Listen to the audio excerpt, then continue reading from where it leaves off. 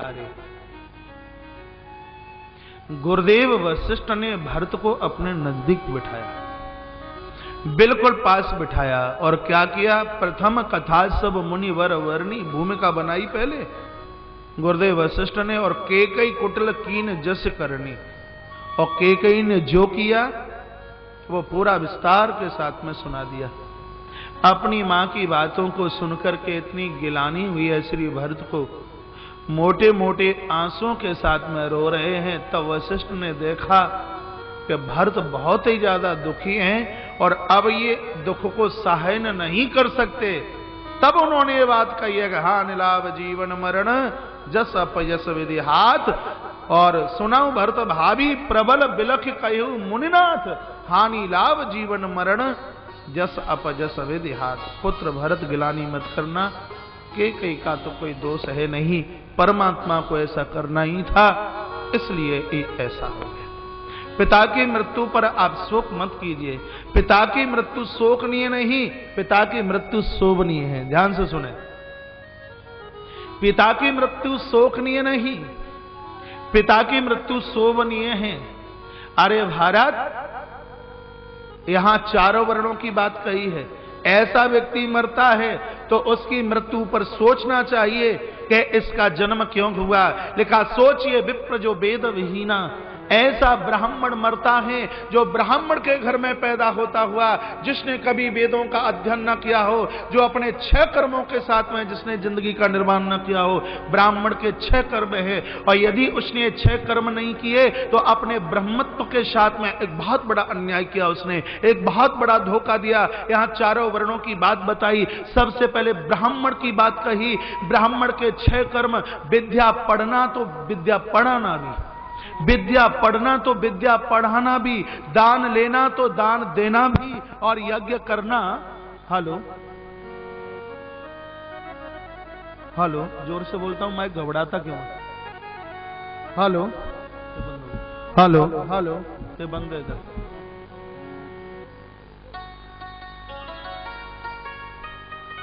विद्या पढ़ना, विद्या पढ़ाना, दान लेना, दान देना, यज्ञ करना और यज्ञ कराना, ये ब्राह्मण के 6 कर्म हैं। ब्राह्मण के घर में शरीर लेता हुआ जिसने अपने ब्रह्म, हेलो हेलो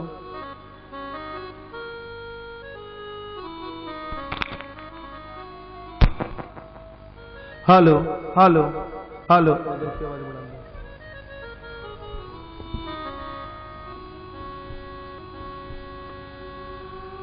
जो इन 6 कर्मों के साथ में नहीं जिया, ऐसे ब्राह्मण की मृत्यु होती है। सोचना चाहिए कि इसका जन्म धरती पर क्यों हुआ, उसकी मृत्यु सोचनीय है, सोचने के लायक है। तत्पश्चात का सोचिए, निपति जो नीति नहीं जाना, ऐसा क्षत्रिय राजा मरता है जिसको नीति के बारे में कोई जानकारी नहीं है, जो प्रजा को अपने पुत्र का रूप नहीं देता, ऐसा राजा मरता है। उसकी मृत्यु पर सोचना चाहिए, इसका जन्म दुनिया में क्यों हुआ। राजा धन्यवाद का प्रतीक वो है। उस राजनीति में 4 चांद लग जाते हैं जब गद्दी पर बैठा हुआ राजा प्रजा के साथ में अपना पुत्र जैसा व्यवहार करता है, प्रजा को अपने आप से ज्यादा समझता है।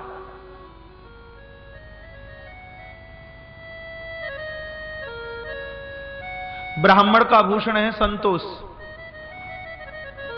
नारी का आभूषण है लज्जा, सूर्य का आभूषण है प्रकाश, चंद्रमा का आभूषण है शीतलता, पुष्प का आभूषण है सुगंधी,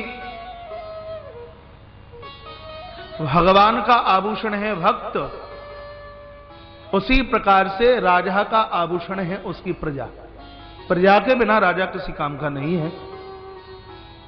राजा धन्य है इस दुनिया का वो जो अपनी प्रजा के साथ में अपनी संतान जैसा व्यवहार रखता है। गुजरात में एक बड़ी सुंदर जगह है भावनगर, 2 मिनट में सुन लीजिए कैसा व्यवहार प्रजा के साथ है। और वहां के राजा भाव सिंह जी, बहुत पुरानी बात थी, प्रजा को बहुत मानते थे।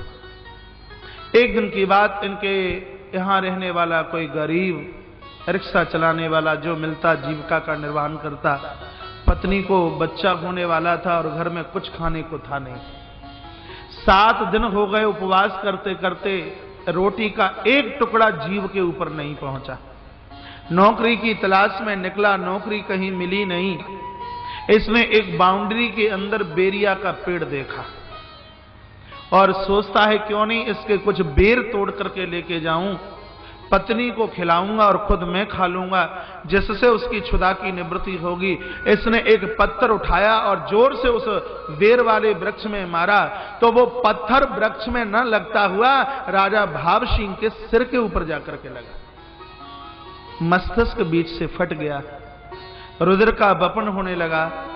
लोग दौड़ करके आए कि ये करामात किसकी है, तो उस गरीब को, उस अनाथ को पकड़ लिया गया, राजा के सामने ले जाकर के खड़ा किया। उसे कहा, महाराज आपके मस्तिष्क पर प्रहार करने वाला ये है और आप कहें तो इसको हम मृत्यु दंड दे दें। वो व्यक्ति थर-थर कांपने लगा। राजा भाव सिंह ने भी पूछा, मैंने तुम्हारा भाई कुछ बिगाड़ा नहीं, तो फिर तुमने मुझे पत्थर क्यों मारा? गरीब रो पड़ा। कहा, राजा, कहा साहब मेरी कोई गलती नहीं है, आज 7 दिन हो गए, मेरी पत्नी को संतान होने वाली है, 7 दिन से कुछ खाया नहीं, नौकरी के लिए निकला, काम मिला नहीं, तो इस बेरिया के पेड़ पर मैंने पके कुछ बेर के फल देखे, तो मैंने ये सोचा कि पत्थर मार करके कुछ बेर तोड़ करके ले जाऊं, पत्नी को खिलाऊंगा। लेकिन राजा साहब धोखे से वो पत्थर बेर में न लगता हुआ वो पत्थर आपके सिर में लग गया है, मुझे माफ कर दीजिए, मैंने अपनी तरफ से जानबूझ करके कोई गलती नहीं की। अपने उस गरीब प्रजा के आंसू देख करके राजा इतनी जोर से रो पड़ा और अंदर से एहसास हुआ कि धिक्कार मेरे लिए है कि मेरे नगर में ऐसे गरीब लोग भी रहते हैं जिनको 7-7 दिन से भोजन नहीं, दुर्भाग्य है ये मेरा, और मुझे अभी तक नहीं पता। अपने लोगों को कहा कि इसकी झोली में इतना डाल दीजिए कि जिंदगी भर इसको कमाना ना पड़े और ये बैठा बैठा खाता रहे, बैठा।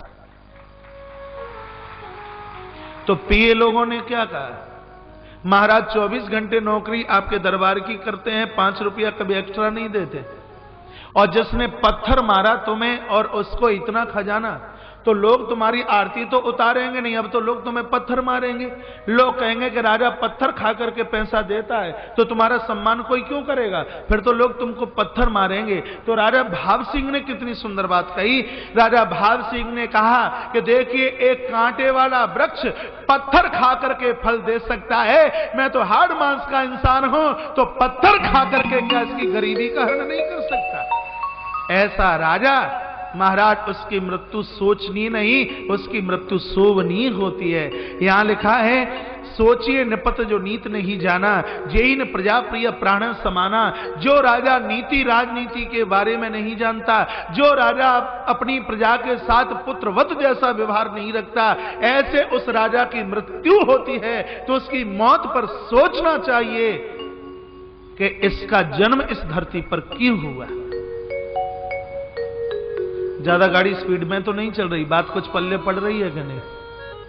समझ में ना आई तो इशारा कर देना। आज की यात्रा बहुत लंबी है, बहुत दूर पहुंचना है। तत्पश्चात कहा कि सोचिए वयसु कर्पण धनवान। चारों वर्ण के लोग बैठे, अग्रवाल लोग मेरे ऊपर ध्यान दें। सोचिए वयसु कर्पण धनवानु, ऐसा वैश्य मृत्यु को प्राप्त होता है जिसके पास पैसा खूब है लेकिन कर्पण कंजूस है, लोभी है। ऐसा वैश्य मृत्यु को प्राप्त होता है। उसकी मौत पर सोचना चाहिए कि इसका जन्म धरती पर क्यों हुआ। सोचिए वयसु कृपण धनवानु और जोन अतिथि शिव भगति सुजानु। बहुत सुंदर चौपाई है। जोना अतिथि शिव भगति सुजानु। ऐसा वैश्य मरता है, पैसा आया लेकिन दरबारे पर भूखा आया, कोई उसको भोजन नहीं मिला, अतिथि का मान सम्मान नहीं किया और शिव सुजानु और भगवान शंकर की पूजा न की, शिव की आराधना न की हो, ऐसा वैश्य मृत्यु को प्राप्त होता है। उसकी मौत के ऊपर सोचना चाहिए। तत्पश्चात कहा, सोचिए कनिष्ठ विप्र अभिमानी। चौथे चरण का प्राणी मरता है, चारों वर्णों की बात कही है, ब्राह्मणों का अपमान करे और अपना प्रवचन करने का उसको बहुत बड़ा अहंकार हो, ऐसा चतुर्थ वर्ण का व्यक्ति मरता है। उसकी मौत पर सोचना चाहिए कि धरती पर इसका चाहिए कि जन्म क्यों हुआ। तत्पश्चात लिखा है, सोचिए पुण्यपति वंचक नारी कुटिल कलप्री इच्छाचारी। माताओं सुनिए, ऐसी स्त्री मरती है जो घर में कलह करती है, ऐसी स्त्री मरती है जिसकी वजह से घर में बंटवारा हो जाता है। ऐसी उस नारी की मृत्यु के ऊपर सोचना चाहिए कि धरती पर इसका जन्म क्यों हुआ। माता एक बार पुनः मेरे ऊपर ध्यान दें। ऐसी नारी मृत्यु को प्राप्त होती है कलह इच्छाचारी, जो अपनी स्वेच्छा से घूमती हों, घर में कलह करती हों, घर में झगड़ा करती हों और उनकी वजह से घर में एक दीवार की रेखा खिंचती हो, ऐसी नारी मरती हो, उसकी मृत्यु पर सोचना चाहिए कि इसका जन्म इस धरती पर क्यों हुआ। पतिवंचक नारी जो अपने पति को धोखा देती है, जो अपने पति के साथ अन्याय करती है, उसकी मृत्यु पर सोचना चाहिए। छोड़ा को नहीं महाराज, एक एक को गिन गिन करके रख दिया है गोस्वामी जी। तत्पश्चात सोचिए बट निज व्रत परिहरई, जो नहीं गुरु आयस अनुसरई। बहुत बच्चे बैठे हैं ऐसे ब्रह्मचारी जो 25 वर्ष तक जिन्होंने अपना जीवन अध्ययनरत और गुरु चरणों में गुरु सेवा में अपने शरीर को नहीं खपाया, ऐसे ब्रह्मचारी की मौत पर सोचना चाहिए कि इसका जन्म धरती पर क्यों हुआ। तत्पश्चात का सोचिए ग्रही जो मोहवश करे कर्म पथ त्याग। ऐसा गृहस्थी मरता है जो अपने किसी स्वार्थ के लिए अपने कर्मों को त्यागता है। आपके क्षेत्र में धर्मांतरण बहुत भारी होता है। श्रीमद् भगवत गीता कहती है कि अपने धर्म में मर जाना एक बहुत बड़ी ऊंचाई की बात है, और किसी के बहकाने से किसी के धर्म को स्वीकार कर लेना, इससे बड़ी और कोई कायरता की, इससे और बड़ी कोई गिरी हुई बात नहीं हो सकती। अरे जिस धर्म में तुम्हारे पुरखों का जन्म हुआ है और उस धर्म को छोड़ करके आप इधर उधर भागोगे तो आपसे बढ़कर के और कोई भगोड़ा दूसरा नहीं हो सकता। 10 साल से मैं इस क्षेत्र में आ रहा हूं, कितने परिवार वापस आए हैं, वापस लौट करके आए। वो तुलसी वन आश्रम वृंदावन भी आज जाते हैं। वो बोलते हैं हमें कैसे बहका गया, हमें क्या क्या कहा गया। हमें कहा गया कि हम तुम्हारी सेवा करने के लिए आए हैं। व्यासपीठ से मैं ये निवेदन करना चाहूंगा कि विधर्मियों की ये सेवा तुम्हारे लिए ऐसे सेवा होगी जैसे कोई पूतना भगवान कृष्ण की सेवा करने के लिए जा रही हो, दूध पिलाने के लिए जा रही हो, लेकिन उसके पीछे क्या छिपा हुआ है उसके ऊपर आप जरूर ध्यान दोगे। उसके जो पीछे, पूतना के पीछे जो छिपा हुआ है, दूध पिलाने के लिए तो कृष्ण को ये भी गई है, लेकिन उसके पीछे क्या छिपा है, कंस को क्या बोल करके आई है। एक रोटी के लिए, एक मकान के लिए और एक दुकान के लिए आप अपना धर्म छोड़ करके इधर उधर भटक जाएं, इससे गिरी हुई और कोई दूसरी बात नहीं हो सकती। भीमराव अंबेडकर जी को व्यासपीठ से मैं याद कर रहा हूं।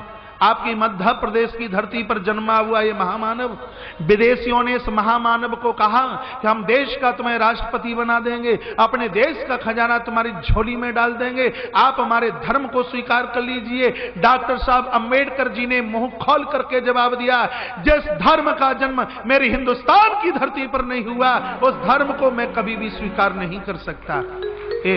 डॉक्टर साहब भीमराव अंबेडकर जी का जवाब था।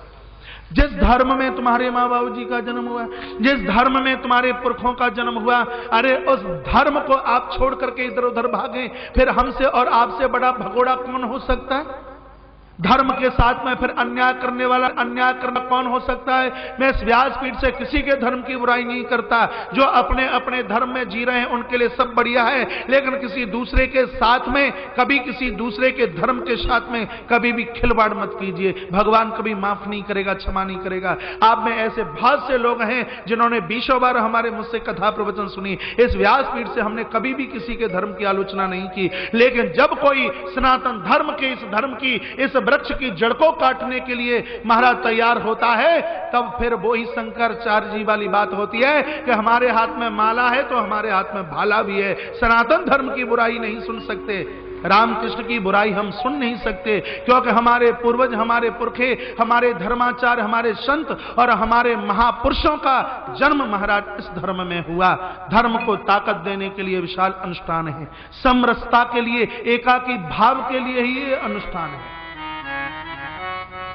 यहां लिखा हुआ है, सोचे ग्रही जो मुंह अवश्य करहि कर्म पथ त्याग। ऐसा व्यक्ति किसी स्वार्थ के वशीभूत होकर अपने धर्म को और अपने कर्तव्यों को छोड़ करके भागता है, उस व्यक्ति की मृत्यु पर सोचना चाहिए कि धरती पर इस अभागे का जन्म क्यों हुआ। तत्पश्चात का सोचिए जति प्रपंचरत विगत विवेक विराग। ऐसा संत मरता है, ऐसा साधु मरता है जो घर द्वार छोड़ करके तो वैरागी बना, बाबा बना, सन्यासी बना, और ये सब कुछ होते हुए भी संसार की रागता, द्वेषता और प्रपंचता में फंसा हुआ है। ऐसा महात्मा मरता है तो उस बाबा जी की मौत पर सोचना चाहिए कि धरती पर इसका जन्म क्यों हुआ। गोस्वामी जी ने छोड़ा किसी को नहीं। लिखा, सोचिए जति प्रपंचरत विगत विवेक विराग। ऐसा यति, ऐसा सन्यासी, ऐसा महात्मा मरता है घर द्वार परिवार छोड़ने के बाद और फिर भोगों में वो स्थित है। उसकी मृत्यु पर सोचना चाहिए कि उसका जन्म धरती पर क्यों हुआ। तत्पश्चात का वही खानस सोई सोच ही जोगु तप विहाय जय भाव ही भोगु। वही खानस कहते हैं वानप्रस्थी, 60 साल से ऊपर है। 60 साल से भी जो उम्र लांग गई है, झुर्रियां पड़ गई, बाल पक गए, बत्ती सी नीचे आ गई टपक करके, और अभी भी तप विहाय जेही भाव भोगू, अभी भी भोग छोड़ने की इच्छा समाप्त नहीं हुई है। ऐसा वानप्रस्थी मरता है, उसकी मृत्यु पर सोचना चाहिए कि धरती पर इसका जन्म क्यों हुआ। पांडाल में मुझे पके पकाए दादा दादी बहुत दिखाई दे रहे हैं। एक कथा कहती है, बुढ़ापे में संबंध ऐसा बना लीजिए जैसे बहन और भाई का संबंध होता है।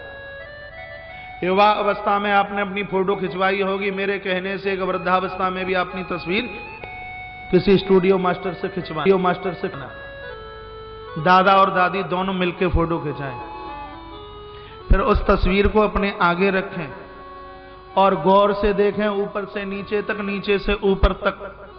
चुनौती होगी इस बात की कि बुढ़ापे में खींची गई फोटो यदि पति और पत्नी जैसी लगे तो हो ही नहीं सकता। वृद्धा अवस्था में खींची गई फोटो पति और पत्नी जैसी नहीं लगती। वृद्धा अवस्था में खींची गई फोटो बहन और भाई जैसी नजर आती है। तो एक तस्वीर भी कहती है कि जो पवित्रता बहन और भाई के अंदर है, इस वृद्धा अवस्था में वानप्रस्थ जीवन में उसी पवित्रता के साथ भगवान का भजन कीजिए, भगवान का भजन कीजिए, तब ही आत्म उद्धार, आत्म कल्याण होगा। जो ज्यादा जलेबी खाते हैं उनको पेट की बीमारी बहुत ज्यादा होती है। ज्यादा जलेबी खाओगे तो गड़बड़ होगा। इसलिए जलेबी खाने का भी कुछ समय है। उमर ने पलटा खाया है तो जलेबी की चाटनी चाटने से अब बचें। आराम से कर लीजिए।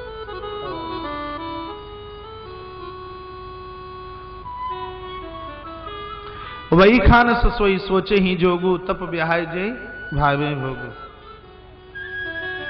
तत्पश्चात का सोचिए पिसुन अकारण क्रोधी। हिंदी साहित्य रूप में पिसुन कहते हैं चुगलखोर।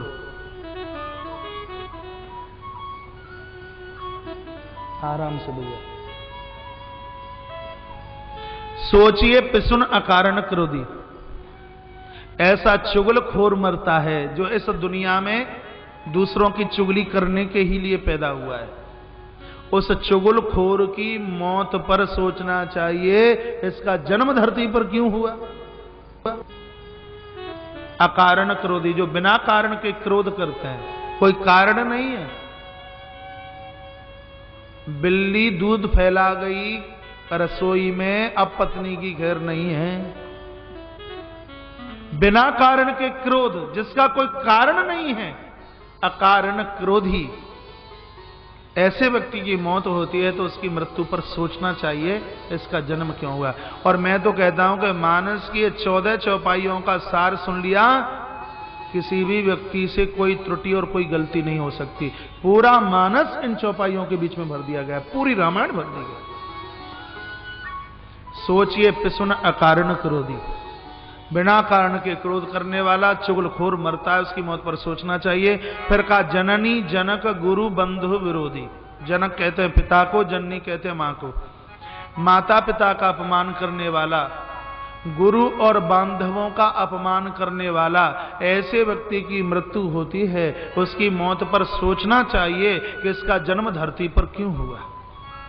मां बाबूजी का विरोधी है, कुटुंब खानदानी का विरोधी है, मानस कहती है वो आपका कभी भी नहीं हो सकता, नहीं हो सकता, आपका नहीं हो सकता। सब विद सोचिए पर अपकारी, और निज तनु पोषक निर्दय भारी। जो इस धरती पर सिर्फ अपना ही पेट भरने के लिए आए हैं, परमार्थ नाम की चीज जानते नहीं, अपने 5 रुपए के फायदे के लिए सामने वाले का भले ही 5 लाख रुपए का घाटा हो जाए, उसको इस बात की कोई चिंता नहीं है।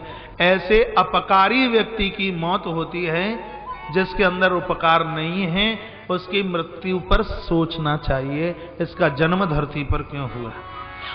सोचनीय सब ही विधि सोई, जो न छाण छल हरजन होई। उसकी मृत्यु पर जरूर सोचना चाहिए जो ईश्वर का बनकर के नहीं जीता। और उसके तत्पश्चात गुरुदेव वशिष्ठ ने कहा कि हे बालक भरत, तुम्हारे पिता की मृत्यु सोचने के लायक नहीं है। क्यों कि सोचनीय नहीं कौशल, सोचनीय नहीं,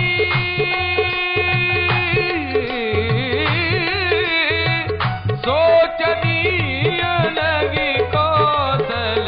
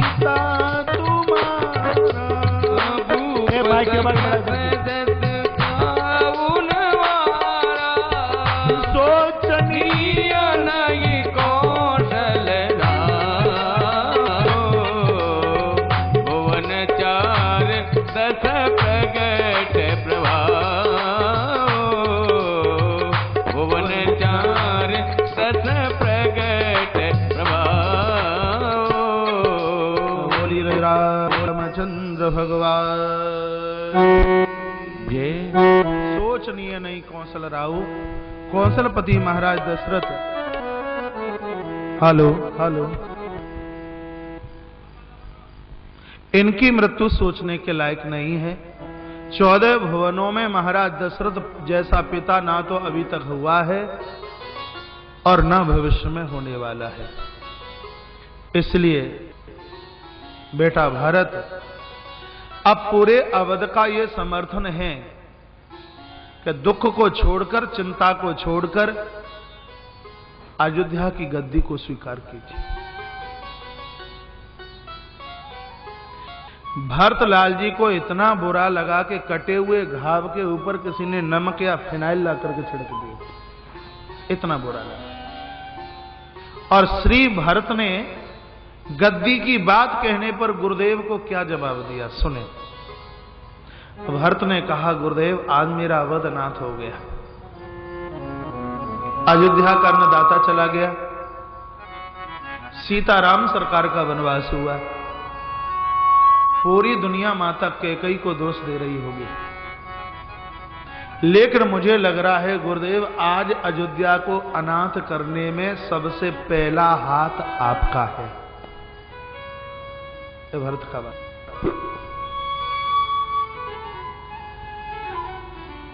और गुरुजी को इतनी सी बात कहना कितना बुरा लगा होगा। गुरुदेव वशिष्ठ ने पूछा, भरत मेरी क्या गलती है? भरत ने कहा, गुरुदेव आपकी गलती है। मैं आपसे पूछना चाहता हूं, आप बता सकते हो क्या कि मेरी माता कैकेयी ने वो 2 वरदान कौन कौन से मांगे? गुरुदेव वशिष्ठ ने कहा, ये तो सबको पता है। कहा, सबसे नहीं पूछ रहा गुरुदेव, आपके चरणों में प्रार्थना करके मैं आपसे पूछ रहा हूं, क्रमबद्ध बताना वो 2 वरदान कौन से मांगे?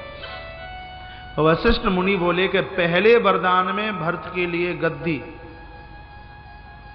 और दूसरे वरदान में राम के लिए 14 वर्ष का वनवास।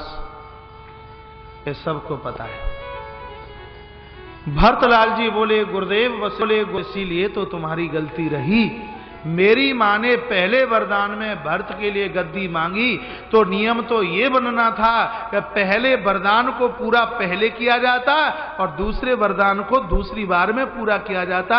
क्या आपने पहले वरदान को पूरा किया? क्या नियम तो ये बनता, जब मेरी मां ने पहले वरदान में मेरे लिए अयोध्या की गद्दी मांगी तो सर्वप्रथम आप किसी को ननिहाल मुझे बुलाने के लिए भेजते। जब मैं अयोध्या आता, मेरा राज तिलक करते, जब मुझे गद्दी पर आप बिठा देते तो मैं देख लेता अयोध्या में ऐसी किसकी ताकत है जो मेरे राम को वनवास देकर के बता दे। लेकिन गुरुदेव अपने उस बात के ऊपर आप खरे नहीं उतरे। क्या आपने स्मृतियां नहीं पढ़ी कि राजा की स्थिति जब गड़बड़ होती है, राजा किसी काम का नहीं रहता, राजा होश में नहीं रहता, उस समय गादी का आधिपत्य गुरुदेव के हाथ में होता है और उस समय गुरु जो कहता है वो कहता है। यदि महाराज दशरथ की हालात बिगड़ी और राम का वनवास जाने का समय आया तो ये अधिकार तुम्हारा था। इस समय महाराज दशरथ बेहोशी में है, उनको होश नहीं है और उसकी अभावता में, और ये वशिष्ठ अपने अधिकार को पूर्णता के रूप में स्वीकार करता है। ये मेरा आदेश है कि राम का वनवास नहीं होगा। तो दुनिया की ऐसी कौन सी ताकत थी कि राम का वनवास होता? गुरुदेव, प्रभु का वनवास नहीं होता, महाराज की मृत्यु नहीं होती, मेरी माताओं की मांग का सिंदूर नहीं जाता और गुरुदेव मेरा ये अवध है अनाथ नहीं होता। और आप मुझे इस स्थिति और परिस्थिति में आप मुझे अयोध्या की गद्दी का मालिक बनाने की बात करते हैं। गजब कर दिया मानस। कल परसों आप सुन रहे थे तो पूरी बातों का यहां वर्णन है। एक ने तो राम के लिए राज्य छोड़ दिया और एक ने राज्य के लिए राम छोड़ दिया। रिश्ता खत्म कर दिया भरत ने मास दिया से। कैकेयी कुछ बोलने की हिम्मत भी रखती, सब कटप हो गया, कुछ बोल नहीं सकी। परेशान हो रही है कि मैंने इतना बड़ा षड्यंत्र किया और ये होता क्या है।